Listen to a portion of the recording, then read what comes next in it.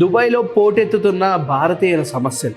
అన్నప్రాసనకు వెళ్దాం అనుకుంటే ఏం జరిగిందో ఇప్పుడు తెలుసుకుందాం. Welcome to #you. అన్నప్రాసనకు వెళ్దాం అనుకుంటే అక్కర్లేని తలనొప్పులు పోటెత్తాయి. అసలు దుబాయ్, యుఏఈ దేశాల్లో ఏం జరుగుతోంది, భారతీయుల పరిస్థితి ఏంటి? దీంట్లో వివరాలకి వెళ్తే కృష్ణా జిల్లా కంకిపాడు మండలం ఉప్పలూరు గ్రామానికి చెందిన ఉడతా వెంకటేశ్వరరావు కుమారుడు దయాకర్, కోడలు దీప్తి దంపతుల దుబాయ్లోని కరామా ప్రాంతంలో నివసిస్తున్నారు. దయాకర్ షార్జాలో హార్డ్వేర్ రంగంలో పనిచేస్తున్నారు. ఇటీవల ఈ దంపతులకు ఒక కుమారుడైతే జన్మించాడు. ఈ నెల 11వ తేదీన అన్నప్రాసన కార్యక్రమానికి తలపెట్టారు. ఉప్పలూరు గ్రామం నుంచి తండ్రి కొండ, సోదరి సునీత ఈ నెల 3వ తేదీన దుబాయ్కి వెళ్ళటానికి ప్లాన్ చేసుకున్నారు. షార్జా విమాన సర్వీసు రద్దు చేయడం కారణంగా అక్కడికి వెళ్ళలేకపోతున్నారు.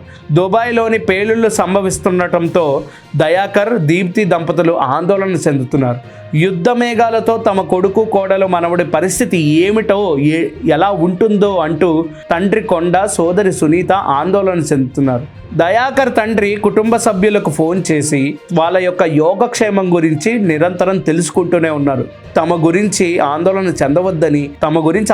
చెందవద్దని తండ్రికి, సోదరికి వాళ్ళ యొక్క కొడుకు, కోడలు దీప్తి, దయాకర్ దంపతులు ఇద్దరు ధైర్యం ఇచ్చారు.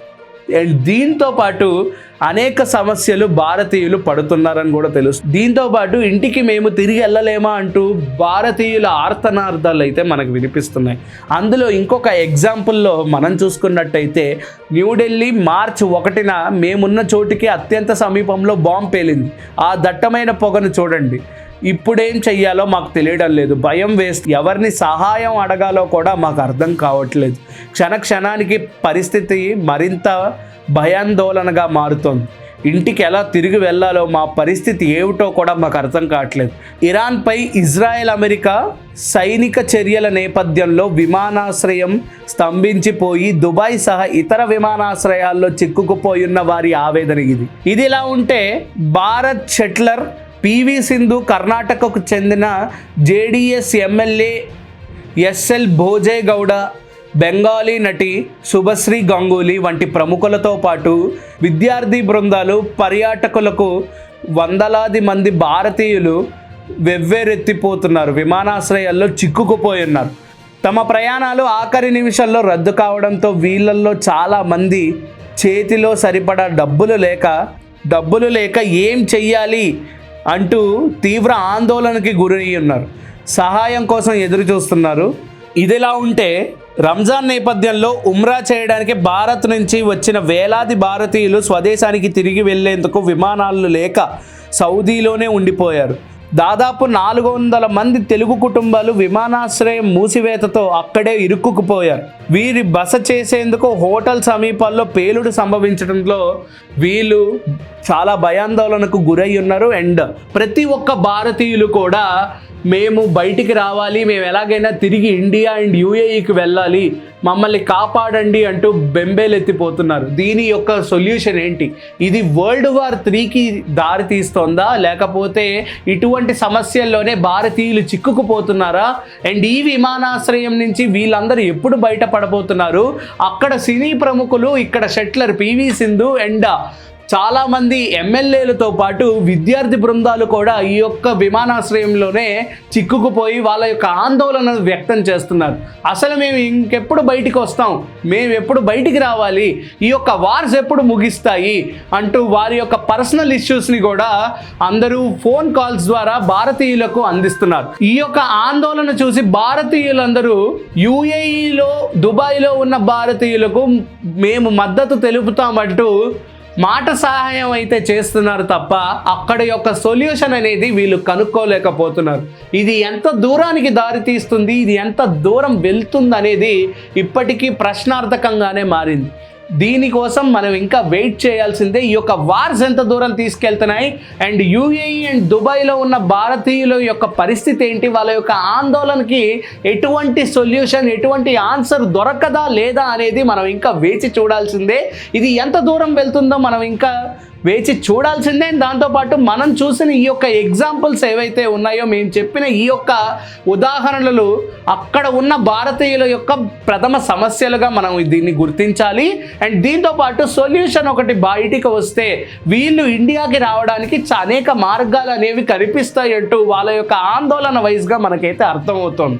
దీని గురించి మనం ఇంకా మరిన్ని విశేషాలు మరిన్ని అప్డేట్స్ ద్వారా మనం తెలుసుకుందాం. సో విన్నారు కదా, ఇది ఏదైతే సమస్యలు అనుభవిస్తున్నారో దీని గురించి ఆల్రెడీ అక్కడ వార్స్ అనేవి జరుగుతున్నాయి. అందరూ సేఫ్ అండ్ ప్రికాషన్స్ తీసుకుని ఈ యొక్క దుబాయ్ లాంటి దేశాలు, యుఏఈ లాంటి దేశాల్లో జాగ్రత్తగా అప్రమత్తంగా ఉండాలని మనస్ఫూర్తిగా కోరుకుంటున్నాను. అంటే దాన్ని keep watching #you. This is Karthik signing off. దుబాయ్లో పోటెత్తుతున్న భారతీయుల సమస్యలు. అన్నప్రాసనకు వెళ్దాం అనుకుంటే ఏం జరిగిందో ఇప్పుడు తెలుసుకుందాం. Welcome to #you. అన్నప్రాసనకు వెళ్దాం అనుకుంటే అక్కర్లేని తలనొప్పులు పోటెత్తాయి. అసలు దుబాయ్, యుఏఈ దేశాల్లో ఏం జరుగుతోంది, భారతీయుల పరిస్థితి ఏంటి? దీంట్లో వివరాలకి వెళ్తే కృష్ణా జిల్లా కంకిపాడు మండలం ఉప్పలూరు గ్రామానికి చెందిన ఉడతా వెంకటేశ్వరరావు కుమారుడు దయాకర్, కోడలు దీప్తి దంపతుల దుబాయ్లోని కరామా ప్రాంతంలో నివసిస్తున్నారు. దయాకర్ షార్జాలో హార్డ్వేర్ రంగంలో పనిచేస్తున్నారు. ఇటీవల ఈ దంపతులకు ఒక కుమారుడైతే జన్మించాడు. ఈ నెల 11వ తేదీన అన్నప్రాసన కార్యక్రమానికి తలపెట్టారు. ఉప్పలూరు గ్రామం నుంచి తండ్రి కొండ, సోదరి సునీత ఈ నెల 3వ తేదీన దుబాయ్కి వెళ్ళడానికి ప్లాన్ చేసుకున్నారు. షార్జా విమాన సర్వీసు రద్దు చేయడం కారణంగా అక్కడికి వెళ్ళలేకపోతున్నారు. దుబాయ్లోని పేలుళ్లు సంభవిస్తుండటంతో దయాకర్, దీప్తి దంపతులు ఆందోళన చెందుతున్నారు. యుద్ధ మేఘాలతో తమ కొడుకు, కోడలు, మనవడి పరిస్థితి ఏమిటో, ఎలా ఉంటుందో అంటూ తండ్రి కొండ, సోదరి సునీత ఆందోళన చెందుతున్నారు. దయాకర్ తండ్రి కుటుంబ సభ్యులకు ఫోన్ చేసి వాళ్ళ యొక్క యోగక్షేమం గురించి నిరంతరం తెలుసుకుంటూనే ఉన్నారు. తమ గురించి ఆందోళన చెందవద్దని తండ్రికి, సోదరికి వాళ్ళ యొక్క కొడుకు, కోడలు దీప్తి, దయాకర్ దంపతులు ఇద్దరు ధైర్యం ఇచ్చారు. అండ్ దీంతో పాటు అనేక సమస్యలు భారతీయులు పడుతున్నారని కూడా తెలుసు. దీంతో పాటు ఇంటికి మేము తిరిగి వెళ్ళలేమా అంటూ భారతీయుల ఆర్తనార్థాలు అయితే మనకు వినిపిస్తున్నాయి. అందులో ఇంకొక ఎగ్జాంపుల్లో మనం చూసుకున్నట్టయితే న్యూఢిల్లీ మార్చి 1న మేమున్న చోటుకి అత్యంత సమీపంలో బాంబు పేలింది. ఆ దట్టమైన పొగను చూడండి. ఇప్పుడేం చెయ్యాలో మాకు తెలియడం లేదు. భయం వేస్తే ఎవరిని సహాయం అడగాలో కూడా మాకు అర్థం కావట్లేదు. క్షణానికి పరిస్థితి మరింత భయాందోళనగా మారుతోంది. ఇంటికి ఎలా తిరిగి వెళ్ళాలో, మా పరిస్థితి ఏమిటో కూడా మాకు అర్థం కావట్లేదు.